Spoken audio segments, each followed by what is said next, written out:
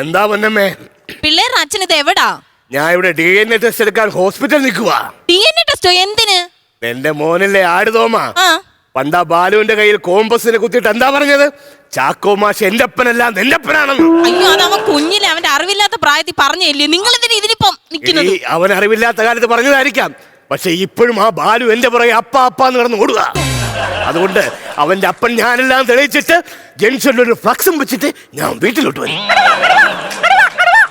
പൊന്നമ്മ, ഓ, നീ ആ ഫോൺ ആ കുരുവിയുടെ ചെവിട്ടിലോട്ടൊന്ന് വെച്ചാണ്. വെച്ചു. ഇടം മൈനെ, കടുവ ഞാനല്ല നിന്റെ തന്ത. പൊന്നമ്മോ, ഓ, നീ ഇപ്പൊ എന്ത് ജോലിയാ? നിങ്ങളുടെ കൈയില്ലാത്ത ഷർട്ട് കഴുകുക. ഈ സമയത്ത് പറയാൻ പാടുണ്ടോ എന്ന് ഞാൻ ചോദിക്കുക. എന്തുവാ? നീ വേറെ ആരോടും പറയല്ലേ. നിങ്ങൾ ടെൻഷൻ ആക്കാത്ത കാര്യം പറ. പൊന്നമ്മ, ഓ, വിമാന സമവാക്യത്തിന്റെ സാമാന്യ രൂപം എന്താ? ഞാൻ ഇവിടെ ജോലി ചെയ്യുന്നതിന്റെ ഇടയ്ക്ക് നിങ്ങളുടെ വിമാന സമവാക്യം വെച്ചിട്ട് പോവാൻ പറ്റാ. പൊന്നമ്മ, ബബ്ബബ്ബ, ഇതൊക്കെ ഞാൻ ആരോട് പറയാൻ?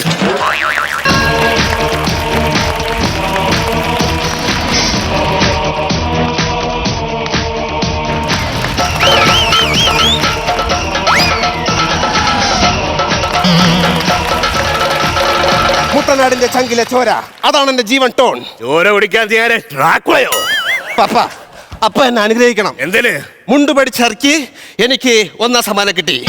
250 രൂപയും പ്രശസ്തി പത്രവും. എന്നിട്ടാ 250 രൂപ ഇവിടെ? 250 രൂപയ്ക്ക് കുറഞ്ഞൊരു കോട്ടർ വാങ്ങിച്ചടിച്ചു. പ്രശസ്തി പത്രം ഒരു മാമന് വായിക്കാൻ കൊടുത്തു. അങ്ങനെ ഇനി വലിച്ചു കീറിയാന്നറിയില്ല. അപ്പനെന്തിനാ ഈ DNA നടക്കുന്ന സ്ഥലത്ത് നിൽക്കുന്നത്? നമുക്ക് വീട്ടിലേക്ക് പോവാം. കൈവിട്. നീ എന്താടാ ബാലുവിനോട് പറഞ്ഞത് പണ്ട്? ചാക്കോ മാഷ് എന്റെ അപ്പനല്ല നിന്റെ അപ്പനെന്നല്ലേ? ചുമ്മാ പറഞ്ഞതാ. അതിനുശേഷം ബാലു എന്റെ പുറകെ അപ്പ അപ്പാന്ന് വിളിച്ച് നടക്കും, അറിയാവോ? അത് ചുമ്മാ പറഞ്ഞത്.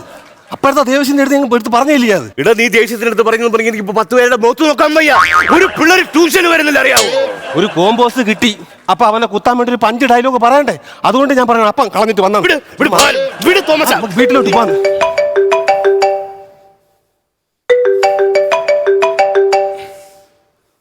ചെങ്കളം മാധവ, ഹോസ്പിറ്റലാ, നിന്റെ റൗഡിസം കൂടെ പാടില്ല. പന്തളം ബാല. പന്തളം ബാലന് അല്ല, ചെങ്കളം മാധവ. എടാ, 4 ആള് കൂടെ എനിക്ക് നിന്നെ ജംഗ്ഷനിൽ കിട്ടണം. 10 പേരെ തികച്ച് ഞാൻ നിർത്തും. നീ അങ്ങ് വന്നേക്കണം. ചെങ്കളം മാധവ, നീ 10 ആളെ കൂട്ട്. ഞാൻ അവിടെ എത്തിയിരിക്കും. വരാന്ന് പറഞ്ഞാ വന്നിരിക്കണം. വന്നില്ലെങ്കിൽ നിന്റെ മൂക്കാമണ്ട ഞാൻ ഇടിച്ചു പൊളിക്കും. വന്നിരിക്കൂടാ ചെങ്കളം മാധവ. ഫോണിൽ ചെങ്കളം മാധവൻ. അതാരാ? ഇതിനകത്ത് ഇല്ലാത്ത ഇടിച്ചു കയറ്റിയതാ. വീണ്ടും മംഗളം ചേകവൻ വിളിക്കുന്നു. മംഗളം അല്ല, ചെങ്കളം. ചെങ്കളം മാധവ. അതെ, 10 പേരെ കൂട്ടണമെന്ന് പറഞ്ഞില്ലായിരുന്നോ? അതെ, 8 പേരെ കിട്ടിയുള്ളൂ കേട്ടോ. ഞാൻ പറഞ്ഞല്ലേ 8 പേര്, 10 പറഞ്ഞായിരുന്നു. ഈ മഴയും കാര്യങ്ങളൊക്കെ ഉണ്ട്, ആൾക്കാരൊന്നും വെളിയിൽ അങ്ങനെ പറയല്ലേ. നിങ്ങൾ 5 എന്ന് പറഞ്ഞാൽ നിങ്ങൾ 5 സെറ്റ് ചെയ്യും. ഞാൻ പറയട്ടെ, ഈ മഴയത്തിറങ്ങി ഞാനിപ്പോ 8 പേരെ കണ്ടുപിടിച്ചില്ല. 2 പേരെ നിങ്ങൾ കണ്ടുപിടിക്കുന്നു. നിങ്ങളെ കയ്യിൽ നിന്ന് പോയതാണത്. നിങ്ങളെ നേരത്തെ പറഞ്ഞെങ്കിൽ 8 പേര്. ഞാൻ ഇപ്പൊ എവിടെ എന്തോ ഒരു കഷ്ടമെന്ന് പറ. ഞാനിവിടെ ഇടികൊള്ളാൻ തയ്യാറായിട്ട് നിൽക്കുവാണ്. ഞാൻ നിൽക്കാം. ഞാൻ 1, 2 സംഘടിപ്പിക്കാം. വേറെ ആരെങ്കിലും 2 പേരുണ്ടോ നോക്ക്. പപ്പ ഫ്രീ ആണ്.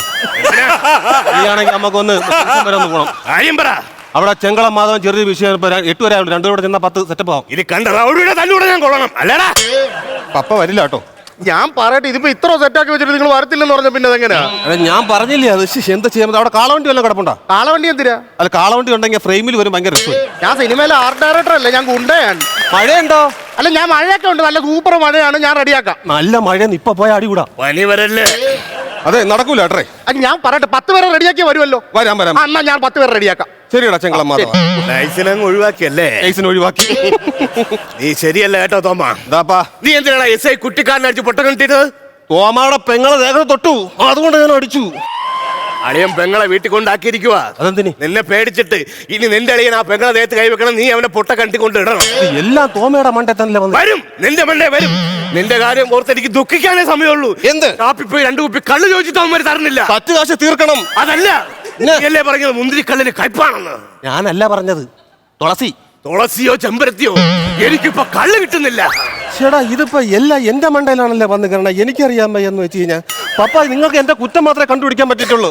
എന്റെ കഴിവ് കാണണമെങ്കിൽ തട്ടുംപുറത്ത് കയറി നോക്കണം. ഞാൻ കണ്ടു. 2 പെട്ടി നിറയെ വ്യാജ സീഡികൾ. ഇത് മൊത്തം ഇടേണ്ട സീഡി ഉണ്ടല്ലോടാ. ഈ കളക്ഷനൊക്കെ നീ എവിടുന്ന് സംഘടിപ്പിക്കുന്നു കുട്ടി? അതൊക്കെ വന്ന് അങ്ങ് ചേരും. പപ്പ, നിങ്ങൾ കൊച്ചിലെ തൊട്ടേ എന്നെ ഉപദ്രവിക്കുകയാണ്. ഞാൻ സോപ്പോട്ടിൽ ഒരു ക്യാമറ ഉണ്ടാക്കി, അതും നിങ്ങൾ നശിപ്പിച്ചല്ലേ? എന്റെ സോപ്പോട്ടി ക്യാമറ അതെനിക്ക് കിട്ടിയ കുളക്കട വീത. നീ എന്തിനാ അവിടെ കൊണ്ടുവച്ചേ? ഉണ്ടാക്കിയാൽ മാത്രം മതി, അത് വർക്കാവും നോക്കണ്ടേ. അപ്പാ, അപ്പൻ എന്റെ അത്ഭുത മണി കണ്ടിട്ടുണ്ടോ? തോമസ് ചാക്കോ, നീ ഒരു അപ്പനോടാണ് ഇങ്ങനെ സംസാരിക്കുന്ന ഓർമ്മ വേണം. ഞാൻ സ്കൂളിൽ തന്നെ ഇങ്ങനെ അടിക്കുന്ന ഒരു മണി ഞാൻ കണ്ടുപിടിച്ചില്ല, അത് നിങ്ങളല്ലേ എടുത്ത് ദൂരെ എറിഞ്ഞത്. ആ അത്ഭുത മണി കാരണം ഒരു കുടുംബം ഇപ്പൊ വഴിയാരത്തിലാ. ഏത്? ആ പിയൂണ് അവനിപ്പോ മണി അടിക്കുക ജോലിയില്ല, അവന് കുടുംബം ഇപ്പൊ വഴിയാധാരം പട്ടിണിയാ. അവനും നിന്റെ തലയിലാ. എല്ലാം എന്റെ മണ്ടയില്. അതൊക്കെ പോട്ട്, എന്നെ നോക്കണ്ട. ഞാനൊരു ലോറി വാങ്ങിച്ച് വീട്ടിയിട്ടിട്ടില്ലേ, അതിന്റെ ഗ്ലാസ് ഒന്ന് തുടയ്ക്കാനുള്ള ഒരു മര്യാദ നിങ്ങൾ കാണിച്ചിട്ടുണ്ടോ? ഈ വയ്യാത്ത കാലം കൊണ്ട് നീ നിന്റെ ലോറിയുടെ മണ്ടേക്കാര് ഗ്ലാസ് തുടക്കണം അല്ലേടാ? വയ്യാത്ത കാലം കൊണ്ട് അതിന്റെ മോളിൽ കയറി ചെകുത്താൻ എഴുതുന്ന ഒരു കുഴപ്പമില്ലല്ലോ നിങ്ങൾക്ക്. മാതൃകാ അധ്യാപകന് പ്രസിഡന്റ് കയ്യിൽ നിന്ന് അവാർഡ് കിട്ടിയവനാ ഞാൻ. എനിക്ക് അറിയാമേച്ച് ചോദിക്കുകയാണ്, നിങ്ങൾക്ക് ഇത് എങ്ങനെ കിട്ടിയതാണ്? ആ എഴുതി വെച്ചേക്കണ എല്ലാ അക്ഷരത്തെറ്റും പെയിന്റ് ഒക്കെ അങ്ങോട്ടും ഇങ്ങോട്ടും പൊയ്ക്കൊണ്ടിരിക്കുകയാണ്. ഇത് എങ്ങനെ കിട്ടിയത്? നിങ്ങൾക്ക് ഇത് കിട്ടിയതാ, നിങ്ങൾ അടിച്ചോണ്ട് പോയതാ? കിട്ടിയതാ. അതൊക്കെ പോട്ടെ, ഞാൻ വണ്ടിയും കൊണ്ട് ജംഗ്ഷനിൽ കൂടെ പോകുമ്പോ ഒന്ന് തിരിഞ്ഞു നോക്കിക്കൂടെ നിങ്ങൾക്ക്? ഞാൻ തിരിഞ്ഞു നോക്കില്ല, എനിക്ക് അവളെ ഇഷ്ടമല്ല. സിൽക്ക് സിമതയും കൊണ്ടുപോകാൻ നോക്കുന്ന കാര്യമല്ല ഞാൻ പറഞ്ഞത്, ഞാൻ വണ്ടിയും കൊണ്ട് പോകുമ്പോൾ ഉള്ള കാര്യമാണ് പറഞ്ഞത്. ഉമ്മാതല്ലടാ, നിന്റെ ഈ പ്രവൃത്തികൾ കൊണ്ടാ ഞാൻ നിനക്ക് പകരം വീട്ടുമുറ്റത്ത് ഒരു 18 പട്ട തെങ്ങ് വെച്ചത്. എന്ന് വെച്ച്? അന്ന് വെച്ച്. നിങ്ങളെ ഞാൻ ജനിക്കുന്നതിന് മുമ്പ് വയ്ക്കണോന്ന് ഈ പറഞ്ഞ 18. പിന്നെ അല്ലാതെ നീ നിങ്ങളെ കാര്യങ്ങളെല്ലാം കഴിഞ്ഞിട്ട് കൊണ്ട് 18 പട്ട തെങ്ങ് വെച്ചിട്ട് എന്തൊരു കാര്യമാണ്? ഇതാ കുഴപ്പം. ഞാൻ വല്ലതും ചോദിച്ചാൽ നിങ്ങൾക്ക് അപ്പോഴേ ഉത്തരം മുട്ടും. പപ്പ, നീ എന്ന് തോമായിന് നന്നാവുന്ന? പപ്പ, എനിക്ക് രക്ഷപ്പെടണമെന്നുണ്ട്, നന്നാവണമെന്നുണ്ട്. എനിക്കത് എങ്ങനെയെന്ന് അറിയില്ല. പറഞ്ഞുതരാം, ഞാനൊരു ഐഡിയ പറഞ്ഞുതരാം. പറയൂ. ദ്വിമാന സമവാക്യത്തിന്റെ സാമാന്യ രൂപം എന്താണെന്ന് നീ ഇവിടെ പറ. വിമാന സമവാക്യത്തിന്റെ സാമാന്യ രൂപം? ഈ പറഞ്ഞ സാധനത്തിന് സാമാന്യമായിട്ടൊരു രൂപം ഉണ്ടല്ലോ, അതെന്താണെന്ന് നീ ഇവിടെ പറ. അല്ല, ആ പറഞ്ഞ ആ രൂപത്തിന് ഒരു രൂപം ഉണ്ടല്ലോ, ആ രൂപത്തിൽ തന്നെ. ആ രൂപമാണ് എന്താണെന്ന് നീ ഇവിടെ പറ. ആ രൂപം എന്ന് പറഞ്ഞു കഴിഞ്ഞാൽ ആ രൂപം ഇരിക്കണെന്ന് പറഞ്ഞാൽ അല്ലെങ്കിൽ ഇങ്ങനെ വല്ലതായിരിക്കും ഇരിക്കണം. അല്ല, എനിക്ക് അറിയത്തില്ല.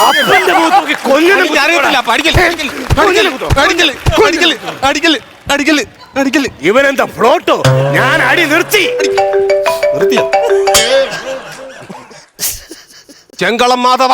അതെ, ചെങ്കളം മാധവൻ. 10 പേര് തിരഞ്ഞാ നീ വരാന്ന് പറഞ്ഞില്ലായിരുന്നോ? അതേടാ, 10 പേര് തികഞ്ഞു. ഞാൻ ദാ വരുന്നു. പക്ഷെ മഴ പോയി കേട്ടാ. മഴ പോയി. ഞാൻ ഈ 10 പേരെ ഒപ്പിച്ചോണ്ട് വന്ന സമയത്ത് നല്ല മഴയായിരുന്നു, പക്ഷെ അതങ്ങ് വിട്ടു പോയത്. മഴ ഉണ്ടെങ്കിൽ അത് കൊള്ളാം. മഴ ഉണ്ടെങ്കിൽ നമുക്ക് അടിയുടെ ഒരു സെറ്റപ്പ് സെറ്റ് ചെയ്യാൻ പറ്റും. അതുകൊണ്ടാ. അല്ല, ഞാൻ പറഞ്ഞു, ഇപ്പൊ ഞാൻ ഈ 10 പേരെ ഒപ്പിച്ചോണ്ട് ഇനി മഴക്ക് വേണമെന്ന് പറഞ്ഞാൽ ഒരു കാര്യം, ഫയർഫോഴ്സിനെ വിളിച്ച് വെള്ളം അടിച്ചാലോ? അത് പറ്റൂല, അത് പറ്റൂല. അത് നമ്മളെ കയ്യിൽ നിൽക്കില്ല. പോത്തുകളെ കഴിച്ചോണ്ട് പോയാ പോത്തുകളെല്ലാം അടിച്ചോണ്ട് കാളവണ്ടി നടക്കൂല, ഒട്ടും നടക്കൂല. അല്ല, ഇതിപ്പോ എനിക്ക് തല്ല് കൊള്ളാൻ തയ്യാറായിട്ട് നിൽക്കുമോ ഞാനിവിടെ? ഒരു കാര്യം, നിങ്ങൾ 10 പേരില്ലേ, നിങ്ങൾ തമ്മിൽ കിടന്ന് അടി പിടിക്കോ? ശരി, ഓക്കെ. എന്നെ ശല്യം ചെയ്യല്ലേ. Wrong number please. ഊരി അല്ലേ?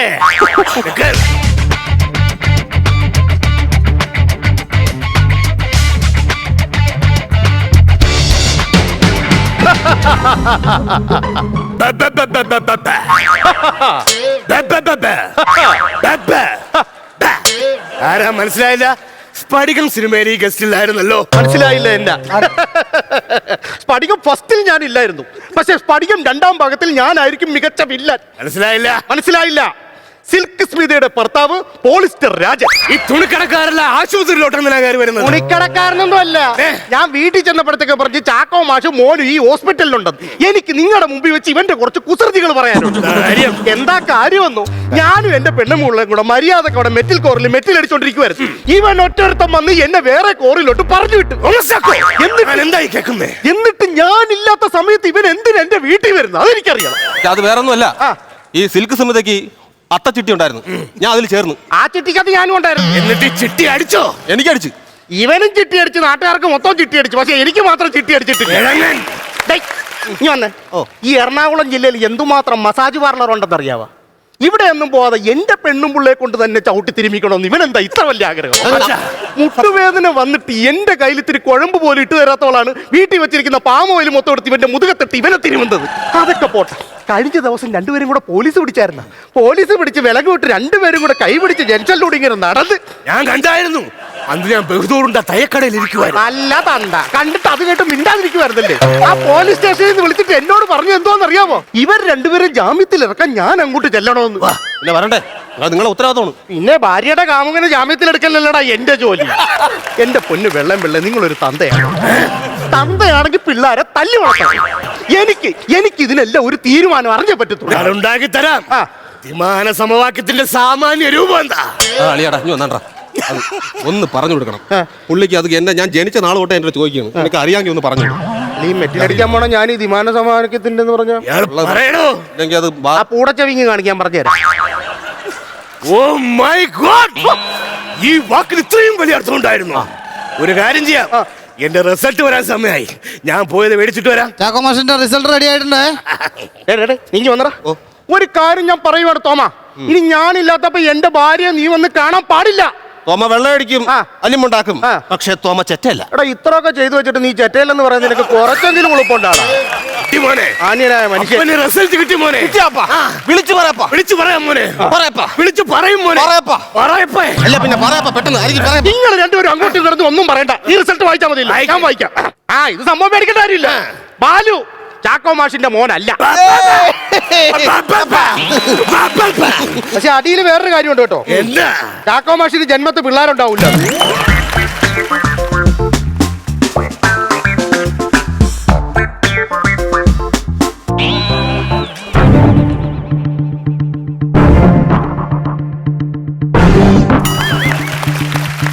ഇതിനാണല്ലേ ജനിച്ച നാൾ മുതൽ എന്നെ നിങ്ങൾ തടിക്കണം. സ്വന്തം ചോരയല്ലല്ലോ. എനിക്ക് അന്നേ ഡൗട്ട് ഉണ്ടായിരുന്നു നിങ്ങൾ അങ്ങനെ തടിച്ചപ്പോൾ. നിനക്കിത് വേണോടാ, നിനക്കിത് വേണം. ഹലോ, പിള്ളേരുടെ അച്ഛൻ ഇത് എവിടാ? എടി എനിക്കും അത് തന്നെ ചോദിക്കാനുള്ളത്. ഈ പിള്ളേരുടെ അച്ഛൻ എവിടെയാ? അവ ആരാ?